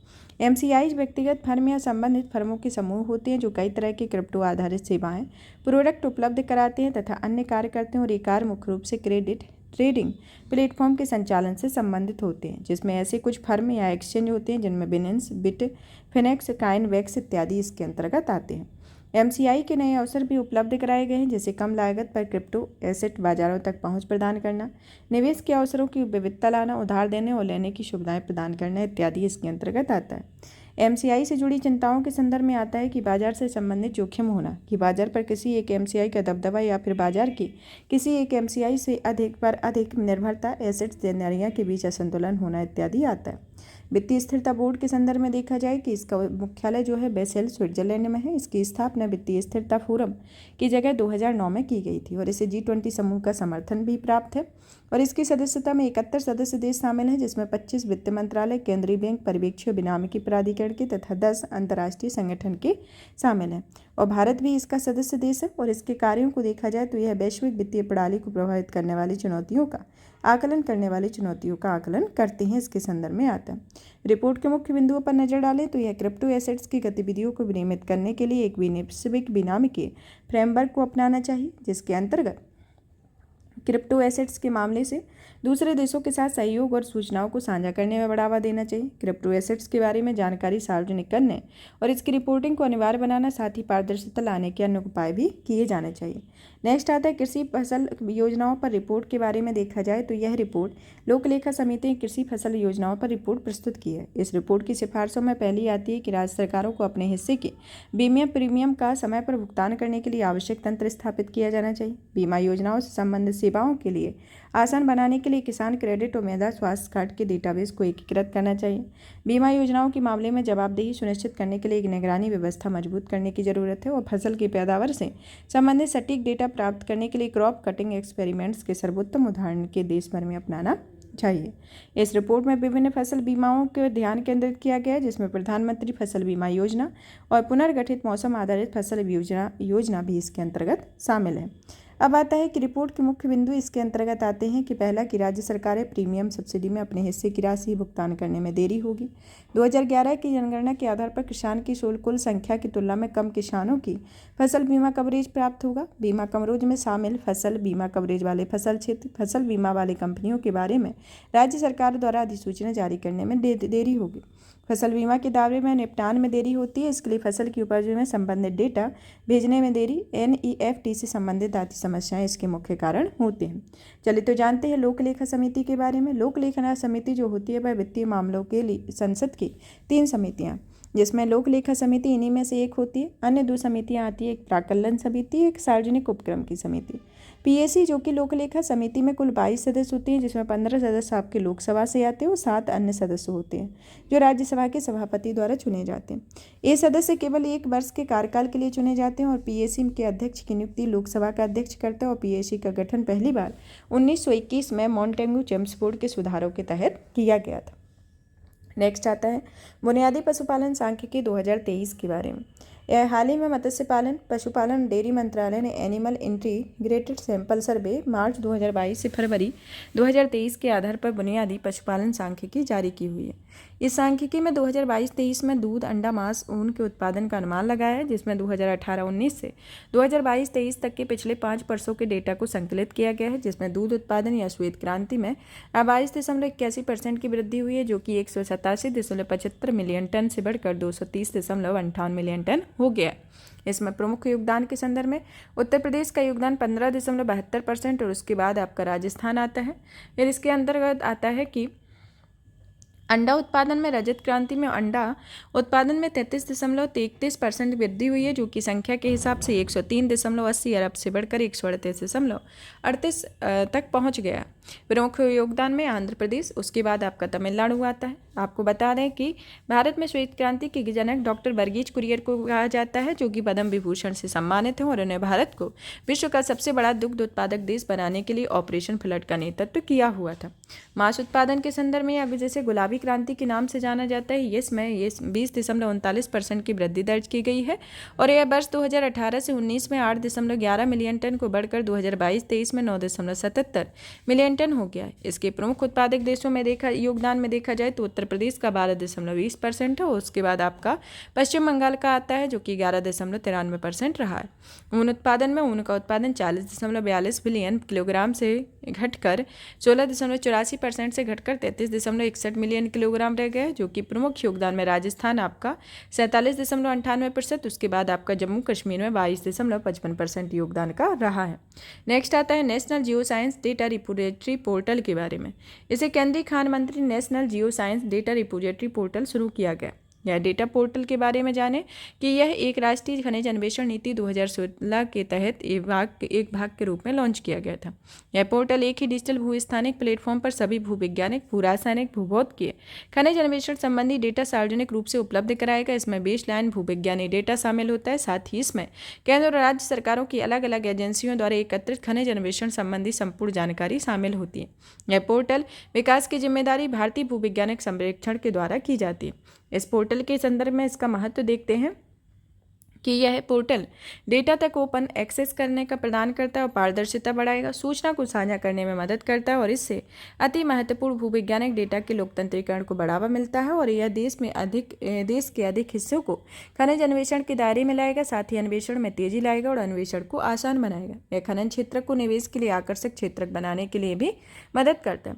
अब आता है राष्ट्रीय खनिज नीति 2016 के बारे में। यह खनिज नीति का उद्देश्य निजी क्षेत्र की भागीदारी बढ़ाकर देश के खनिज अन्वेषण कार्यों में तेजी लाना है, जिसमें प्रमुख बिंदुओं के तौर पर नजर डाली जाए तो यह पहचाने गए अन्वेषण ब्लॉक्स को अन्वेषण हेतु निजी क्षेत्रों को सौंपने के लिए ब्लॉक्स की नीलामी की जाएगी। निजी क्षेत्रों की अन्वेषण ब्लॉक्स राजस्व साझा करने की नीति के आधार पर आवंटित किए जाएंगे। बेसलाइन भूवैज्ञानिक डेटा को पब्लिक गुड माना जाता है और यह अधिक गहराई में पाए जाने वाले और छिपे हुए स्वर्ण, चांदी, तांबे जैसे खनिज भंडार की पहचान के लिए कम ऊंचाई से और क्लोज स्पेस फ्लाइट की मदद से की जाएगी और राष्ट्रीय एरोजियो फिजिकल मैपिंग कार्यक्रम भी शुरू किया गया। भारतीय भूवैज्ञानिक सर्वेक्षण के संदर्भ में देखा जाए तो इसकी स्थापना 1851 में हुई थी। यह खान मंत्रालय के तहत कार्य करता है और इसका कार्य राष्ट्रीय भूवैज्ञानिक डेटा संग्रह करना और अपडेट करना होता है और खनिज संसाधनों का आकलन, हवाई और समुद्री का सर्वेक्षण करना है, जिसके क्षेत्रीय कार्यालय लखनऊ, जयपुर, नागपुर, हैदराबाद, शिलोंग और कोलकाता में स्थित है और इसका जो हेडक्वार्टर है वह कोलकाता में स्थित है। नेक्स्ट आता है आपका कि भारत में औद्योगिक गलियारा विकास के बारे में कि भारत सरकार ने एशियाई विकास बैंक ने एक $250 मिलियन के ऋण समझौते पर हस्ताक्षर किया। इस समझौते के अंतर्गत राष्ट्रीय औद्योगिक कार्यक्रम के तहत 11 परियोजनाएं चलाई गई हैं, जिसके अंतर्गत आपकी पहली जो परियोजना आती है वह दिल्ली मुंबई औद्योगिक गलियारा है। दूसरी आती है अमृतसर कोलकाता औद्योगिक गलियारा, तीसरी चेन्नई बेंगलुरु औद्योगिक गलियारा, चौथी बिजाक चेन्नई औद्योगिक गलियारा, पांचवी पूर्वी तट आर्थिक गलियारा, छठी हैदराबाद नागपुर औद्योगिक गलियारा, सातवां हैदराबाद वारंगल औद्योगिक गलियारा। फिर आपकी आठवीं आती है हैदराबाद बेंगलुरु औद्योगिक गलियारा, बेंगलुरु मुंबई औद्योगिक गलियारा नौवीं, 10वीं कोयम्बटूर के रास्ते कोच्चि तक CBIC का विस्तार, 11वीं आती दिल्ली नागपुर औद्योगिक गलियारा। इसके अंतर्गत ये प्रमुख 11 परियोजनाएं आती हैं। फिर भारत सरकार और ADB ने भारत के औद्योगिक गलियारा के विकास के लिए एक ऋण समझौते पर हस्ताक्षर किए हैं। यह 250 मिलियन का यह ऋण नीति आधारित ऋण होता है, जिसमें ऋण के उपयोग में औद्योगिक गलियारा विकास कार्यक्रम के उप कार्यक्रम में 2 के तहत निम्नलिखित शामिल है। पहला आता है कि एक वैकल्पिक वित्त पोषण समाधान का विकास करना, दूसरा आता है कि औद्योगिक कार्यस्थल पर सुरक्षा में सुधार करना और पर्यावरण जलवायु परिवर्तन संबंधी कार्य पद्धतियों को एकीकृत करना है। यह ऋण अक्टूबर 2021 में ADB द्वारा एक उप कार्यक्रम 1 के लिए मंजूर $250 मिलियन ऋण पर आधारित होता है, जिसमें राष्ट्रीय औद्योगिक गलियारा कार्यक्रम में एक नीतिगत फ्रेमवर्क को मजबूत करने की मंजूरी की दी गई है। यह एक बहुपक्षीय वित्तीय संस्थान है जिसका उद्देश्य एशिया और प्रशांत को एक समृद्ध, समावेशी, मजबूत और संधारणीय विकास वाले क्षेत्र बनाना है, जिसका मुख्यालय फिलीपींस की राजधानी मनीला में स्थित है। अब आता है औद्योगिक गलियारे के महत्व के बारे में, जो कि एक वैश्विक वैल्यू चेन में भारत को एक मजबूत भागीदार बनाता है। यह एक गुणवत्तापूर्ण अवसंरचना के विकास के द्वारा विनिर्माण क्षेत्र में भारत को वैश्विक स्तर पर प्रतिस्पर्धी बनाते हैं। गलियारे वाले राज्यों में रोजगार के बेहतर अवसर उत्पन्न होते हैं और गरीबी उन्मूलन में योगदान मिलता है। राष्ट्रीय औद्योगिक गलियारा NICP के बारे में देखा जाए तो इसका उद्देश्य भारत में भविष्य के औद्योगिक शहरों का विकास करना है और ये शहर दुनिया में सर्वोत्तम विनिर्माण और निवेश संस्थलों के साथ प्रतिस्पर्धा कर सकेंगे, इसके संदर्भ में आता है। और सरकार ने इस कार्यक्रम के तहत 11 औद्योगिक गलियारों के विकास को मंजूरी दी है। इसमें 32 परियोजनाएं शामिल हैं, जिससे 4 चरण में पूरा किया जाएगा और इन गलियारे का निर्माण राष्ट्रीय औद्योगिक गलियारा और विकास कार्यक्रम ट्रस्ट के माध्यम से किया गया। अब आता है नेक्स्ट एम्पलीफायर 2.0 के बारे में, जो कि आवासन और शहरी कार्य मंत्रालय के द्वारा इस पोर्टल की शुभारंभ किया गया है।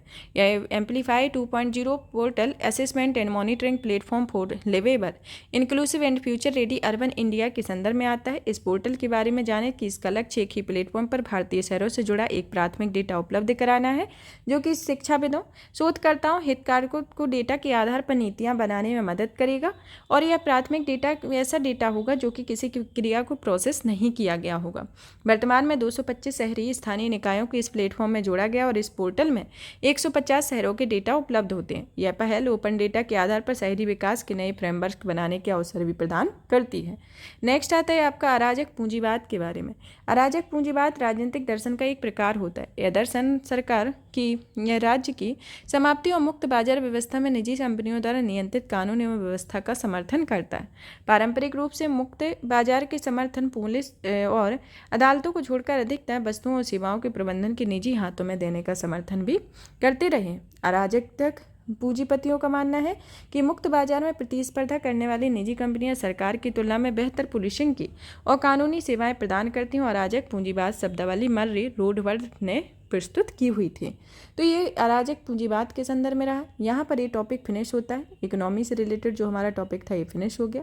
नेक्स्ट क्लास में इसके नेक्स्ट टॉपिक को देखेंगे। तब तक आप इस सेशन को ज़्यादा से ज़्यादा शेयर कीजिए, वीडियो को लाइक कीजिए, चैनल को सब्सक्राइब करें। धन्यवाद।